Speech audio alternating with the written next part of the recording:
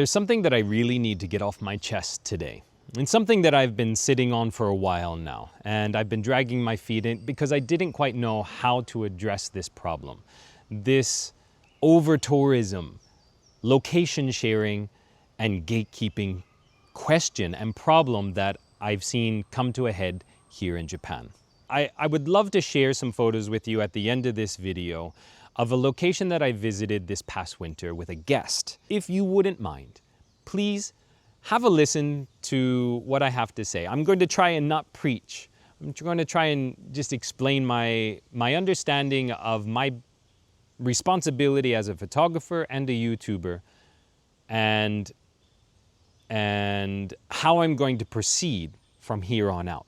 I'll show those images at the end of this video, so if you can have a listen first and then take a look at the images, I would appreciate it. If you want to just skip to the images, there'll be a chapter selection that you can just skip ahead.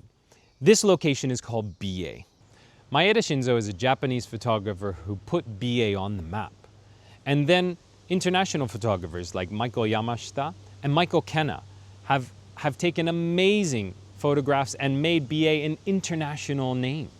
And it's one of the most beautiful, minimalistic winter locations that you're going to find anywhere in Japan. And photographers from around the world descend upon Biei in the wintertime for the magic of this location. Thomas Heaton just announced that he is doing a tour here in 2026. And I want to implore Thomas Heaton and any photographer that is coming here in the wintertime to help protect and preserve these locations for future generations. There was a location that a photographer friend of mine here in Japan had taken an exquisite photograph of a fox darting across the scene, this wintry landscape with these birch trees on a ridge line. This was a couple years ago that he took this image. Well, this past year, the farmers cut down the trees. They cut down the trees because of over-tourism and people not respecting their location.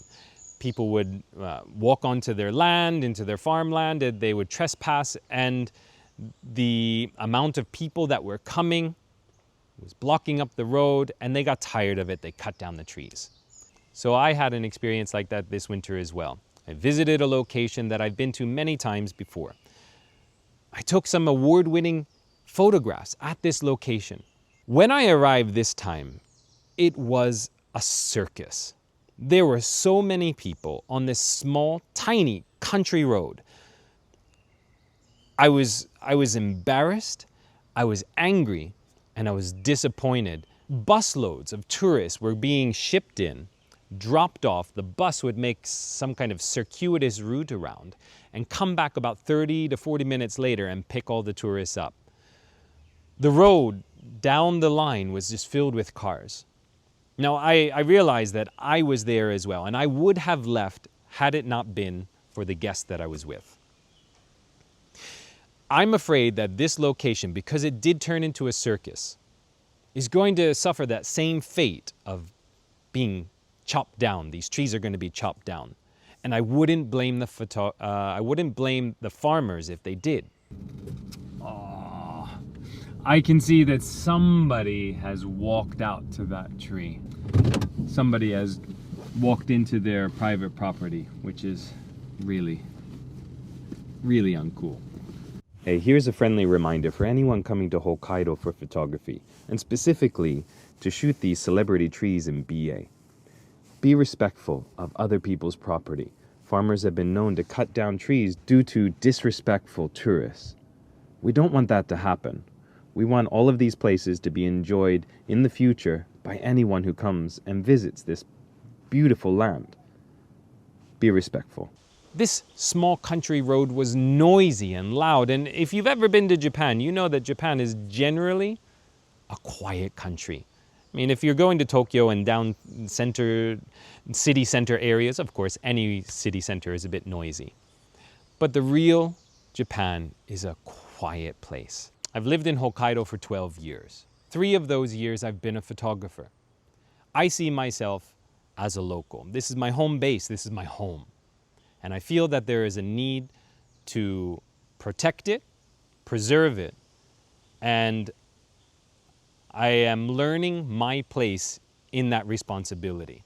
This video is to plant my flag. I understand the influence that I have now as a photographer, even though it's a drop in the bucket. From here on out, I am going to be more careful about sharing locations. I think in the past, my titles for these videos were the location that I was going to, and I'm no longer going to do that. Obviously, there are times when I'm going to be visiting very popular, well-known locations, and in that scenario, there's nothing really I can do about that. That's fine. But smaller, more intimate, and locations that do not have the infrastructure for large-scale tourism, I am no longer going to share those locations. I'll still shoot them, and I will still present them, but I'm not going to be giving details about exactly where those photographs were taken. Sometimes I still will share locations privately. And just the other day, a photographer was asking me about where can he photograph the volcano or the mountain Yote, which is known as Eizo Fuji or Hokkaido's Fuji. It's a beautiful spot that I've gotten some really nice images from. And so I shared a location with him from a previous video that I made. I will still do that in a case-by-case situation, but not blanket sharing anymore. So let's be caretakers of the land that we're inhabiting. As photographers, let's make sure that we are sharing that message. Leave nothing but footprints, kill nothing but time, and take nothing but photos. It goes the other way around. So when I was an explorer in high school, we had a saying, and I'm sure you guys have heard this before and have said it yourselves. Take nothing but pictures, kill nothing but time, leave nothing but footprints. And I think that that's a great mentality to have. Be careful. Learn about the environment, learn about the culture, learn about the ecosystem, and make sure that you're preserving it for future generations. Thank you so much for listening. Anyway, I hope that this wasn't so much of a soapbox talk as kind of just staking out my position and my path moving forward.